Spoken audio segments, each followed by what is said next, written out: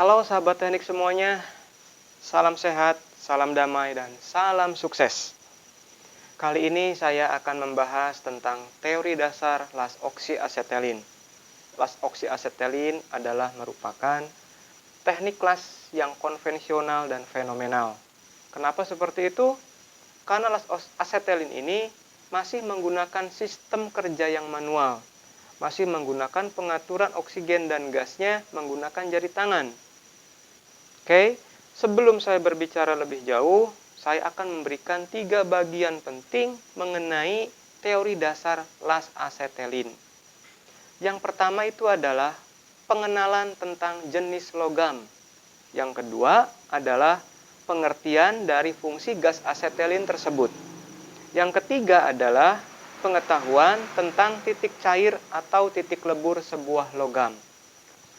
Baik, yang pertama kita harus tahu tentang jenis logam. Jenis logam dibedakan menjadi 2 bagian. Yang pertama itu adalah logam fero. Yang kedua adalah logam non-fero. Logam fero adalah logam yang mengandung unsur karbon. Contohnya besi. Ini salah satu contoh logam fero. Artinya, besi ini dapat menjadi korosi jika terkontaminasi oleh udara luar, jika tidak dilapisi oleh cat atau lapisan krom. Karena dia mengandung unsur karbon, akhirnya cepat berkarat.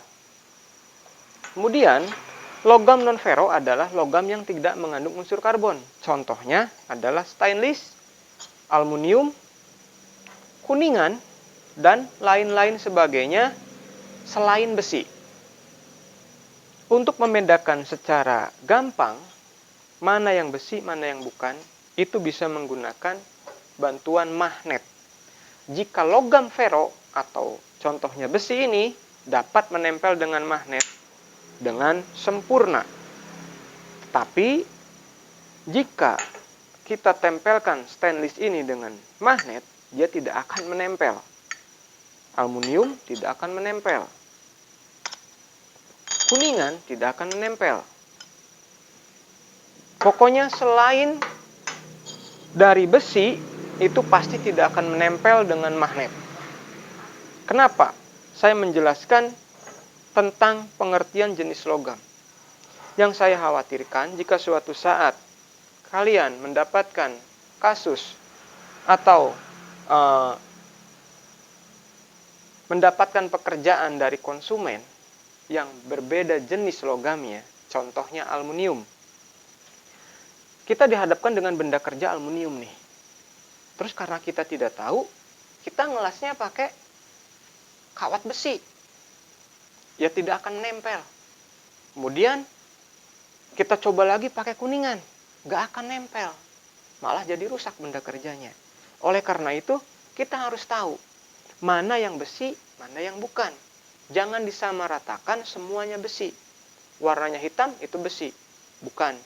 Semuanya mempunyai jenis logam yang berbeda. Itu maksud saya. Mudah-mudahan untuk penjelasan yang pertama ini bisa dipahami. Yang kedua, pengertian tentang gas asetelin. Fungsi dari gas asetelin ini adalah untuk membakar benda kerja. Sebagai pemanas benda kerja yang dibantu oleh oksigen. Oksigen ini berfungsi untuk mendorong api supaya menjadi fokus. Mempunyai tekanan dan suhu tertentu sesuai bidang benda kerja yang akan kita las. Kecil, besar, atau sedang. Seperti itu. Kemudian, fungsi kedua dari gas asetelin ini adalah untuk melindungi cairan logam. Pada saat kita ngelas itu akan ada cairan logam kan? Supaya tidak terkontaminasi dari udara luar. Cairan logam tersebut tidak terkontaminasi. Tidak ada yang masuk maksudnya ke dalam cairan logam tersebut. Akibatnya apa kalau ada udara luar yang masuk ke dalam cairan logam tersebut? Cairan logam ini tidak akan senyawa dengan sempurna.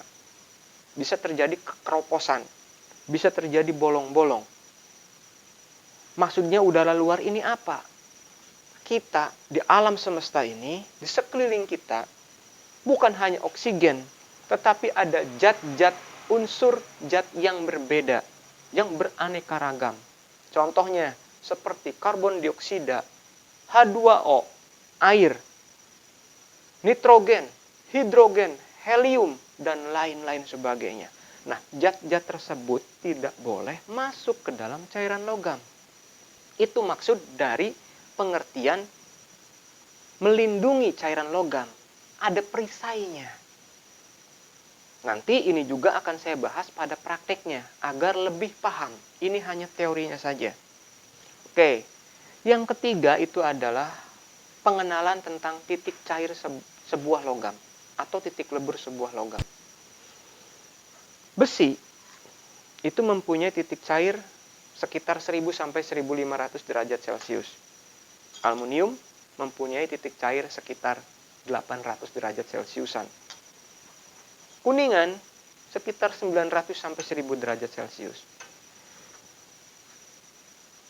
Supaya lebih akurat, teman-teman bisa mencari referensi di artikel-artikel media sosial di internet. Banyak bertebaran. Tujuannya itu adalah agar kita dapat mengetahui besar kecilnya api pada saat mengerjakan pekerjaan. Contoh, plat tipis, kita harus tahu itu platnya dari apa bahannya. Jika dari besi, mungkin untuk ketebalan sekitar 2 mili, cukup menggunakan penyalaan api normal yang kecil. Suhunya sekitar 1000 derajat lebih sedikit.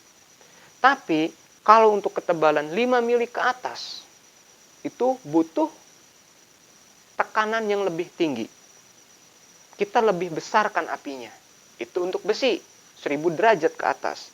Tapi kalau kita dihadapkan dengan benda kerja yang berjenis aluminium, jangan coba-coba penyalaan awal sangat besar dengan menggunakan mata blender yang besar. Itu bisa menyebabkan benda kerja menjadi bolong, bisa lebur, gagal total nantinya. Kita harus dapat mengendalikan antara oksigen dan asetelin dengan baik. Pengaturan panasnya harus tahu supaya benda kerja tidak menjadi gagal. Mungkin itu yang bisa saya sampaikan dari 3 bahasan yang penting dari teori dasar las asetelin. Mudah-mudahan bisa dipahami. Mohon maaf jika ada kata-kata atau kalimat yang kurang dimengerti, bisa ditanyakan di kolom komentar.